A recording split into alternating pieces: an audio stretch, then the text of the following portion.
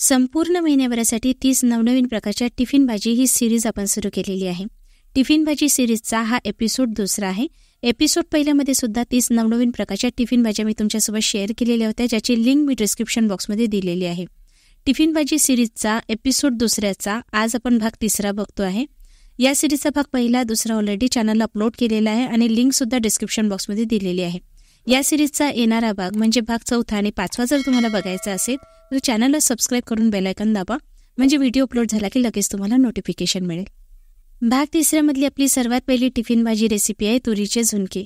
ज्यावेळी घरी भाजीला बनवायला काहीही नसतं अशावेळी तुम्ही तयार करू शकता. अतिशय चविष्ट लागतं, प्रोटीनयुक्त आहे आणि बनवायला सुद्धा अतिशय सोपी आहे. कमी जिन्नसमध्ये तयार होतं. 2 वाटी तूर डाळ रात्रभर पाण्यामध्ये भिजत घातलेली होती. यातलं पाणी निथळून मिक्सरमध्ये घालायचं. यामध्ये जिरे घालायचं आहे, कढीपत्ता, कोथिंबीर, 4 ते 5 लसण पाकळ्या. याला जाडसर आपल्याला वाटून घ्यायचं आहे. या वाटणमध्ये आपल्याला आता चवीनुसार मीठ घालायचं आहे, हळद घालायची आहे आणि 1 चमचा लाल तिखट घालायचं आहे. एकदा व्यवस्थित मिक्स करायचं आहे. तुम्हाला हवं असेल तर हिरव्या मिरचीचा ठेचाही घालू शकता. तुरीचे झुणके 2 प्रकारे बनवता येतात. एक प्रकारे जसे मी बनवते आहे, मुठे बनवून वाफवून नंतर फोडणी करायचे, किंवा जे वाटण आपण तयार केलेलं आहे डायरेक्टली फोडणीमध्ये तुम्ही तयार करू शकता. मुठे वाफवण्यासाठी मी इथे चाळणीचा वापर करते आहे. याला तेल लावून घ्यायचं आहे. मुठे चाळणीवर ठेवायचे. कढईमध्ये मी पाणी गरम करायला ठेवलेलं होतं, यावर मुठे ठेवायचे आहे. झाकण ठेवून 15 ते 20 मिनिटांसाठी वाफवून घ्यायचे आहे. तुम्ही स्टीमरमध्ये सुद्धा मुठे वाफवून घेऊ शकता. आता हे मुठे आपल्याला गार करायचे आहे. थोडेफार गार झाले, हाताने तुम्ही याला टच करू शकत असाल तर याला आपल्याला फोडून घ्यायचं आहे. तर मुठे बनवून जर तुरीचे झुणके तुम्ही बनवले तर हे पचायला हलकेही होतात आणि यामुळे तुरीचे झुणके लवकर तयार सुद्धा होतात. तर या पद्धतीने आपण झुणके हाताने फोडून घेतलेले आहे. याचा चुरा करून घ्यायचा आहे, बघू शकता. आता कढईमध्ये फोडणीसाठी तेल गरम करायचं आहे. तेल गरम झालं की यामध्ये मोहरी घालायची, जिरे घालून घ्यायचं आणि चिरलेला कांदा घालायचा आहे. तर झुणकं बनवत असताना कांद्याचं प्रमाण थोडं जास्त ठेवायचं, यामुळे झुणक्याला चव छान होते आणि झुणकं खूप कडक होत नाही, छान मऊ लुसलुशीत होते. यामध्ये कढीपत्ता आणि थोडा तोडलेला लसूण घातलेला आहे. बारीक बारीक तुकड्यामध्ये मी लसणाला तोडून घेतलेलं होतं. आता यामध्ये हळद, तिखट घालायची आहे आणि 1 चमचा धनेपूड घातलेली आहे. मसाले अगदी मंद आचेवर आपल्याला परतून घ्यायचे आहे. मसाले परतून झाल्यानंतर मुठ्यांचा जो चुरा आपण तयार केलेला होता तो यामध्ये घालायचा आहे आणि मसाल्यांबरोबर परतून घ्यायचा आहे. तुरीचे हे झुणके बनवायलाही सोपे आहे. आपण मुठे शिजवून घेतलेले होते. तुम्हाला सकाळी जर लवकरात लवकर हे झुणकं तयार करायचं असेल तर रात्रीनेच तुम्ही मुठे बनवण्याचा चुरा बनवून फ्रीजमध्ये ठेवू शकता आणि सकाळी फोडणी केली की लवकरात लवकर तुमचा टिफिन तयार होऊ शकतो. चिरलेली कोथिंबीर घालायची, परतून घ्यायची आणि आपले हे तुरीचे चमचमीत आणि झणझणीत असे झुणके तयार झालेले आहे. नक्की ट्राय करून बघा. घरी भाजीला काहीही नसेल तर ही रेसिपी तुम्ही नक्की ट्राय करू शकता. रेसिपी कशी वाटली मला कमेंट करून नक्की कळवा.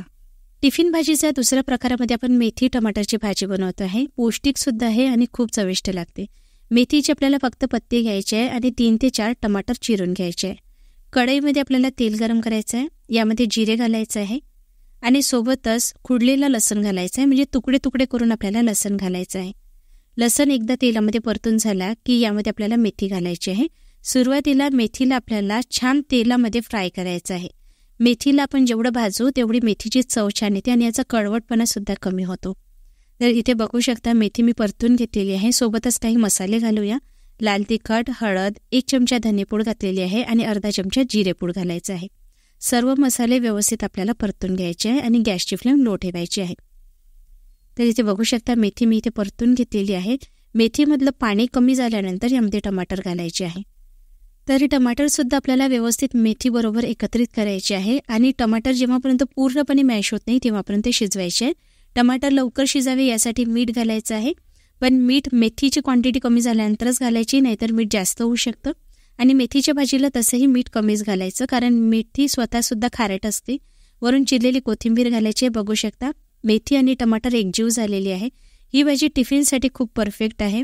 विशेष म्हणजे झटपट तयार होणारी भाजी आहे. फार वेळ लागत नाही, कारण मेथी टमाटर शिजायला फार वेळ लागत नाही. तर इथे मेथी टमाटरची भाजी तयार झालेली आहे. नक्की ट्राय करून बघा. विशेष म्हणजे ही भाजी तुम्ही पराठ्याबरोबर सुद्धा सर्व करू शकता. ट्राय करून बघा आणि मला कमेंट करून नक्की कळवा.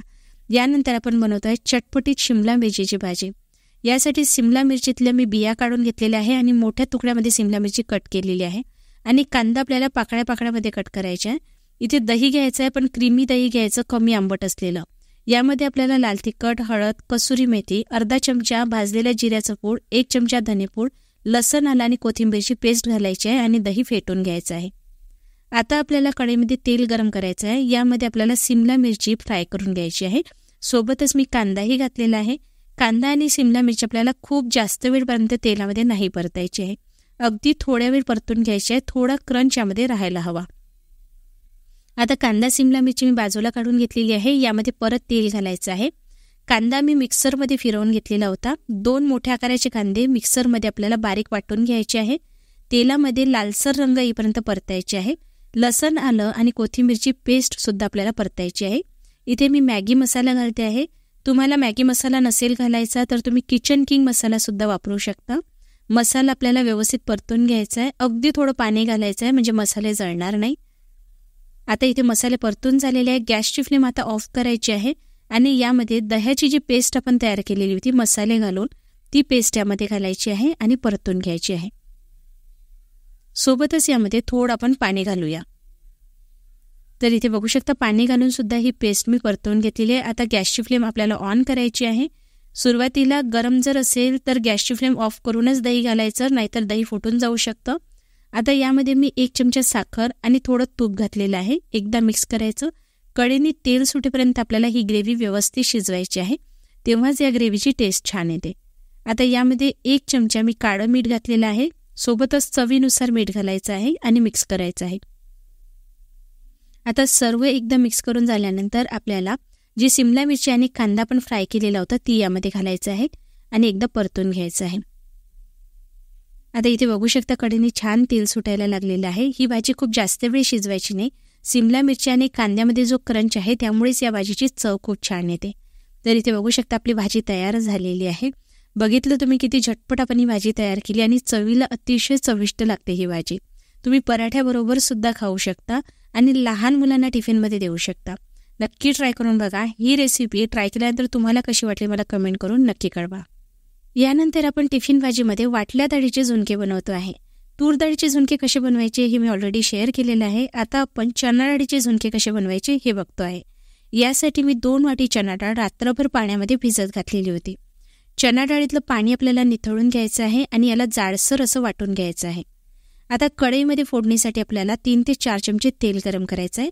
या झुणक्यासाठी तेलाचा वापर जास्त होतो, तरीही तुमच्या आवडीनुसार तेलाचं प्रमाण कमी जास्त करू शकता. तेल नीट गरम झालं की मोहरी, जिरे घालायचं आहे आणि चिरलेल्या 4 ते 5 हिरव्या मिरच्या घालायच्या किंवा तुम्ही ठेचाही घालू शकता. कढीपत्ता घालायचा आहे आणि चिरलेले 2 मोठ्या आकाराचे कांदे घालायचे. कांदा चिरत असताना आपल्याला जाडसर चिरायचा आहे, खूप बारीक चिरायचा नाही, कारण यामध्ये जाडसर कांदा चवीला छान लागतो. कांदा थोडा सॉफ्ट होईपर्यंत मी परतून घेतलेला आहे. लसण आल्याची पेस्ट घालायची आहे आणि व्यवस्थित एकदा मिक्स करायचं आहे.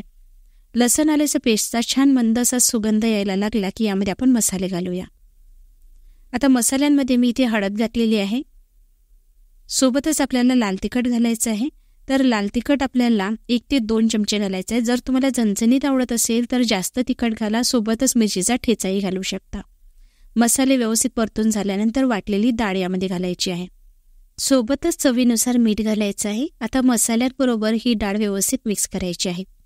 हे वाटल्या डाळीचं झुणकं तुम्ही 2 प्रकारे बनवू शकता. जसं तूर डाळीचं तुम्ही मोठी वाफवून नंतर झुणकं बनवलं तसंही बनवू शकता किंवा जसं आपण आता फोडणीमध्ये बनवलं आहे तसंही बनवता येईल.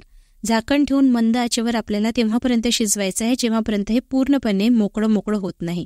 तर याला शिजवायला जवळपास तुम्हाला 15 ते 20 मिनिटं लागतील. तर झाकण ठेवून एकसारखं शिजवायचं आहे आणि मध्ये मध्ये परतत राहायचं आहे आणि छान सुटं होईपर्यंत याला शिजवून घ्यायचं आहे. तर इथे वाटल्या डाळीचं झुणकं तयार झालेलं आहे. तुम्ही हे झुणकं भाकरीबरोबर सर्व करू शकता, अतिशय चविष्ट लागतं, किंवा साईड भाजी म्हणून सुद्धा सर्व करू शकता. रेसिपी कशी वाटली मला कमेंट करून नक्की कळवा. आता आपण भरवा कारली बनवत आहे. अतिशय वेगळ्या पद्धतीने आणि नवीन चवीची ही कारली लागतात. नक्की ट्राय करून बघा. टिफिनसाठी सुद्धा परफेक्ट आहे आणि तुम्हाला तोंडी लावण्यासाठी बनवायची असेल तरी परफेक्ट आहे. रेसिपी जर तुम्हाला आवडली तर लाईक नक्की कराल. यासाठी मी इथे कारली घेतलेली आहे. छोट्या आकाराची घ्यायची म्हणजे याला कट करावं लागत नाही आणि व्यवस्थित यामध्ये मसालासुद्धा भरता येतो. तर कारल्यांची पाट इथे मी सोलून नाही घेतलेली आहे. तुम्हाला हवं असेल तर सोलून घेऊ शकता, त्यामुळे कारली लवकर शिजतात. मी फक्त कारल्यांना कट करून यातल्या बिया काढून घेते आहे, कारण यामध्ये आपल्याला मसाला भरायचा आहे. तर या पद्धतीने आतमधून आपल्याला कारली व्यवस्थित साफ करायची आहे आता एका बाउलमध्ये घ्यायची आहे, यामध्ये मीठ घालायचं आहे आणि हळद घालायची आहे. मीठ आणि हळद कारल्यांना व्यवस्थित चोळून आपल्याला 15 ते 20 मिनिटासाठी बाजूला ठेवून द्यायचं आहे. यामुळे कारल्याचा कडूपणा कमी होतो आणि कारली थोडी मऊ पडतात, त्यामुळे लवकर शिजतात सुद्धा. आता 15 ते 20 मिनिटानंतर कारल्यांमध्ये पाणी घालून स्वच्छ 2 ते 3 पाण्याने धुवून घ्यायचं आहे. याला आता आपण वाफवून घेऊया. तर यासाठी गंजामध्ये मी पाणी ठेवलेलं आहे, वर चाळणी ठेवायची, कारली यावर ठेवायची, झाकण ठेवून आपल्याला तेव्हापर्यंत वाफवायची आहे जेव्हापर्यंत व्यवस्थित सॉफ्ट होत नाही. तर याला आपल्याला 15 ते 20 मिनिट लागतील. कारली वाफवून झाल्यानंतर कारल्यामध्ये भरण्यासाठी आपल्याला मसाला तयार करायचा आहे. त्यासाठी कढईमध्ये 3 ते 4 चमचे तेल गरम झालं की जिरे घालायचं. 2 मोठ्या आकाराचे कांदे मी मिक्सरमध्ये फिरवून पेस्ट करून घातलेले आहे. कांद्याची पेस्ट नीट लालसर होईपर्यंत आपल्याला परतायची आहे. यामध्ये लसण आणि कोथिंबीरची पेस्ट घालून परतायचं आहे. आता मसाला थोडा कोरडा वाटत होता म्हणून 2 चमचे परत मी तेल घातलेलं आहे. आता यामध्ये मसाले घालूया. तर इथे मी किचन किंग मसाला घातलेला आहे 2 मोठे चमचे, हळद आणि लाल तिखट घातलेला आहे. मसाला व्यवस्थित परतून घ्यायचा आहे. आता इथे भाजलेल्या तिळाचा कूट 2 मोठे चमचे घालायचा आहे आणि भाजलेल्या शेंगदाण्याचा कूट घातलेला आहे. कढीपत्ता घातलेला आहे, 2 मोठे चमचे सुकं खोबरं घातलेलं आहे आणि कोथिंबीर घालायची आहे, मीठ घालायचं आहे आणि 1 चमचा चाट मसाला किंवा आमचूर पावडर तुम्ही घालू शकता. तर इथे मसाला आपल्याला व्यवस्थित परतून घ्यायचा आहे. इथे मी घालते आहे चिंचेचा कोळ, जो मी गूळ घालून तयार केलेला होता. या मसाल्याची क्वांटिटी मला थोडी कमी वाटत होती, त्यामुळे भाजलेल्या तिळाचा आणि शेंगदाण्याचा कूट सारख्या प्रमाणामध्ये मी परत मसाल्यामध्ये घातलेला आहे, कारण कारली जास्त आहे आणि मसाल्याची क्वांटिटी कमी पडलेली होती. मसाला आपल्याला पूर्णपणे गार करून घ्यायचा आहे आणि नंतर आपल्याला कारल्यांमध्ये भरून घ्यायचा आहे. नीट दाबून भरायचा आहे, म्हणजे मसाला तळत असताना बाहेर येणार नाही. सर्व कारल्यांमध्ये याच पद्धतीने मसाला भरायचा आहे. हा मसाला अतिशय चविष्ट लागतो. कुठलीही भरवा भाजी जर तुम्ही बनवत असाल तर त्यासाठी हा मसाला तुम्ही वापरू शकता.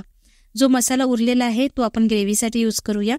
तुम्ही ही भाजी 2 प्रकारे बनवू शकता. सेमी थिक ग्रेव्ही बनवून त्यामध्ये तुम्ही कारली घालू शकता किंवा मसाला चिकटलेली कारलीही बनवता येईल. तुम्ही हा भरवा मसाला कुठल्याही भाजीसाठी वापरून सेमी थिक ग्रेव्हीची किंवा मसाला चिकटलेली भरवा कुठलीही भाजी बनवू शकता. हा मसाला अतिशय चविष्ट लागतो. आता हा मसाला आपल्याला या कारल्यांबरोबर मिक्स करायचा आहे. तर मी इथे अगदी थोडं पाणीसुद्धा घातलेलं आहे. सुरुवातीला कारली नीट आपल्याला तेलामध्ये फ्राय करायची आहे, छान लालसर तांबूस डाग पडेपर्यंत. त्यानंतर मसाला घालायचा, थोडं पाणी घालायचं, म्हणजे मसाला कारल्यांना व्यवस्थित चिकटला जाईल. तुम्हाला जर चिंच आणि गुळाची चव थोडी कमी वाटत असेल तर चिंच आणि गुळाचा कोळ तुम्ही जास्तीचा घालू शकता.